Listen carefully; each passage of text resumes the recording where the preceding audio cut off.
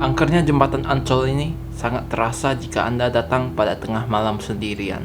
Seringkali muncul sesosok wanita berbaju merah yang muncul secara tiba-tiba dan menyeberang jalan, membuat kecelakaan kerap terjadi.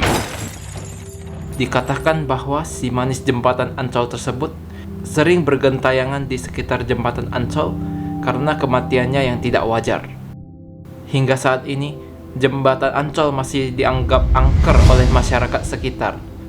Bahkan ada aturan tidak tertulis yang mengharuskan kita membunyikan klakson ketika lewat jembatan Ancol untuk menghormati arwah si manis yang dipercaya masih berada di sana. Siapakah sosok si manis jembatan Ancol dan asal-usulnya? Selamat datang di Urban Mystery.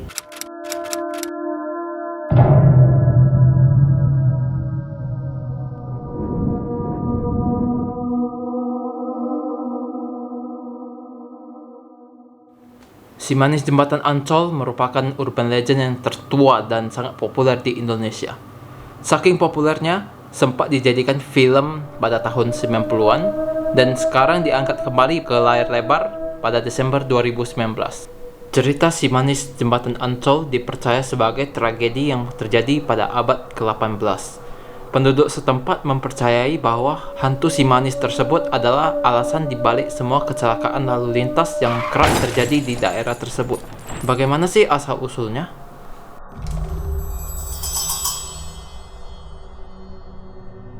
Terdapat beberapa versi dari asal-usul si manis jembatan Ancol. Kita bahas dulu yang pertama.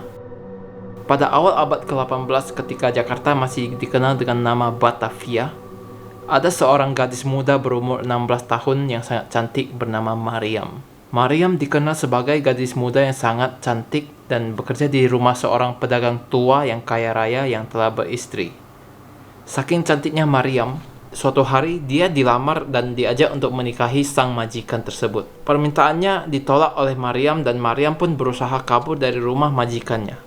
Kaburnya Mariam akhirnya diketahui oleh majikannya. Sang majikan pun menyuruh preman untuk menangkap Mariam yang lari dari rumahnya dan membawanya pulang karena Mariam tidak ingin dinikahi. Namun para preman tersebut malah mempunyai rencana lain. Mereka pun menangkap Mariam dan memperkosanya secara bergilir hingga akhirnya dia terbunuh secara sadis. Jasad Mariam pun dibuang ke area persawahan yang tak jauh dari tempat ia terbunuh, yaitu di kawasan Ancol yang kini menjadi jembatan. Berbeda dengan versi pertama, ini adalah versi kedua dari cerita si manis jembatan Ancol. Cerita kedua ini mulai sekitar tahun 1817. Seorang gadis yatim bernama Siti Arya yang hidup bersama ibunya Mak Emper. Mereka tinggal di sebuah rumah milik seorang juragan kaya. Ketika Siti Arya menginjak usia 16 tahun, sang juragan pemilik rumah pun jatuh cinta kepadanya dan ingin menikahi Siti Arya untuk dijadikan selir. Arya yang menolak permintaan itu kemudian melarikan diri. Seperti kata pepatah, keluar dari lubang singa, masuk lubang buaya. Begitulah nasib dari Siti Arya. Bukannya terselamatkan, dia malah bertemu seorang pedagang tembakau di Batavia bernama Uy Tambasia, seorang pria playboy yang sangat suka bermain perempuan. Melihat kecantikan Siti Arya, Uy tergoda dan ingin menjadikan Siti Arya sebagai koleksi wanitanya. Namun Siti Arya kembali kabur untuk menyelamatkan diri. Uy pun menyuruh dua preman untuk mengejar Siti Arya dan ternyata dua preman tersebut lebih cepat dibandingkan gerak gadis muda itu. Siti Arya menemui ajalnya di Bendungan Dempet dekat Danau Sunter di tangan mereka. Siti Arya meninggal setelah dipukuli oleh preman tersebut karena melawan dan jenazahnya dibuang sekitar 400 meter dari jembatan Ancol.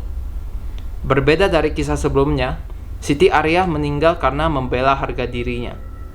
Uy Tambasia akhirnya dihukum gantung oleh Belanda di Taman Fathahillah, Jakarta Utara karena ketahuan memiliki banyak kasus pembunuhan. Konon, si manis jembatan Ancol menjadi arwah yang gentayangan karena ingin memberitahukan keberadaannya pada sang ibu.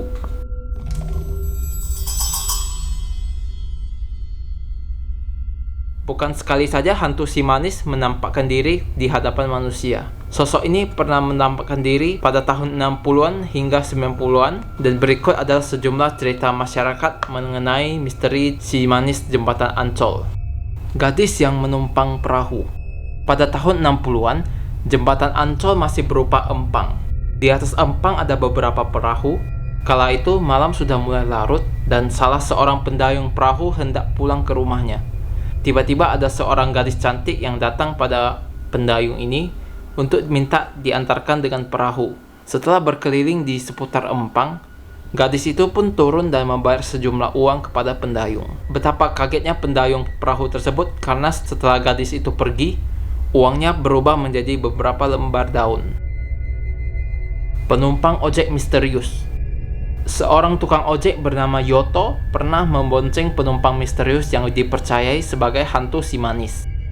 Saat itu Yoto sedang mangkal pada pukul 5 pagi. Kemudian ada seorang wanita cantik yang mendekatinya dan minta diantar ke dekat jembatan Ancol. Yoto pun langsung mengiyakan dan mempersilahkan wanita itu naik ke motornya. Di sepanjang perjalanan, Yoto berusaha mengajak ngobrol penumpangnya untuk mencarikan suasana. Namun si penumpang hanya diam saja. Ketika tiba di kawasan Ancol, Yoto mempersilahkan wanita itu turun dan betapa kagetnya ketika ia melihat di boncengannya sudah tidak ada lagi siapa-siapa. Alhasil, Yoto langsung ngebut dan lari meninggalkan kawasan Ancol.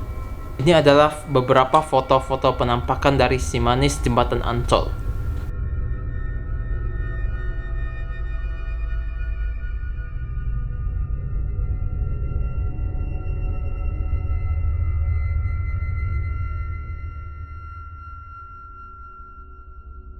Nah, itulah asal-usul dari si manis jembatan Ancol dan keangkeran jembatan Ancol. Walaupun sekarang kawasan Ancol menjadi salah satu destinasi wisata pilihan bagi warga Jakarta yang ingin melepaskan penat atau menghabiskan waktu akhir pekan bersama keluarga, tapi sampai saat ini, jembatan Ancol masih dianggap angker oleh masyarakat sekitar. Bagaimana menurut kalian? Apakah si manis jembatan Ancol itu serem atau hanya fiktif belaka? Tulis komentar kalian apalagi yang akan saya bahas selanjutnya. Saya Raymond, Anda di series Urban Mystery.